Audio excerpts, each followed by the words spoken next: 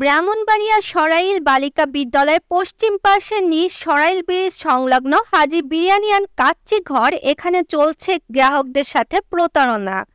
মোহাম্মদ কামাল হোসেনের পাঠানো তথ্যচিত্রে desk report.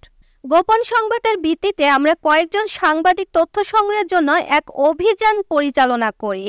অভিযানে গিয়ে দেখা যায় হাজী বিরিয়ানি অ্যান্ড কাচ্চি ঘরের বিরিয়ানি যেখানে তৈরি করা হয় সেখানে পরিবেশ মারাত্মক খারাপ, নাকে মারাত্মক দুর্গন্ধ লাগছিল। এর মধ্যেই ফ্রিজ থেকে বের করে ফেলি পচা বিরিয়ানি।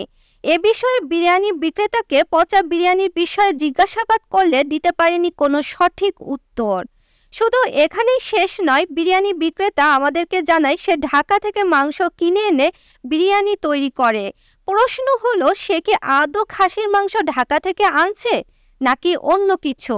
উল্লেখ্য আছে, সরাইলে এই পর্যন্ত ৩-৪ বার শিয়ালের মাংস বিক্রি করছে, এমন ঘটনাও ঘটেছে। তাই রয়ে গেল আমাদের সন্দেহ।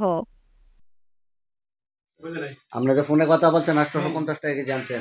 আরে এখন যদি আমার গোছে যদি আপনার লগে ব্যবসা করে আমার সমস্যা হয়, ঠিক আছে, তখন আমি যে না আমার ভালো গোছ আমি পাবো, ওইটা গোছটা আমি দিব না। আপনি ঢাকা থেকে আনছেন তার ক্যাশ মেমো কোথায়? স্যার আমার চুলা আমি যেতে করি ক্যাশ মেমো স্যার আপনি কিভাবে? আমি তো সবসময় হেয়ার কাছ থেকে মাল লই না, আমি সবসময় মাল লই হেয়ার কাছ থেকে, ঠিক আছে। এবার আমি ঢাকা গিয়েছি, আমি ঢাকা থেকে অনেক মাল সামান আনছি, লগে গোছটাও দিয়ে যাই, এই হিসাবে আমি গোছ আনছি। কিন্তু তার সাথে তো আমি 12 মাস ব্যবসা করি না। কিন্তু আপনি যদি গোছের সমস্যা হয় আপনি গোছটা চেক করেন। আপনি ৮৫০ টাকা কেজি আনছেন, আপনি আপনি কোন দোকান থেকে আনছেন? ওই দোকানওয়ালার একটা ফোন দেন, আমাদের লোক আছে ওইখানে, ওই দোকানে যাবে, ৮৫০ টাকা কেজি হাঁসের মাংস, ঠিক আছে। আচ্ছা, আমি আমার এটা কোথায় আপনার রিসিপ্টটা কোথায়? মাংস রিসিপ্ট কোথায়? আমার কাছে মেমোটা নাই। মেমো স্যার আপনার কি আমি তার কাছ থেকে তো মরা খাসি না জিতা খাসি আপনি কি দেখে আনছেন? স্যার আমি কিন্তু সবসময় তার কাছ থেকে মাল লই না, মাল লই তার কাছ থেকে। সেলিম ভাই তো আমার মেমো দেয় না।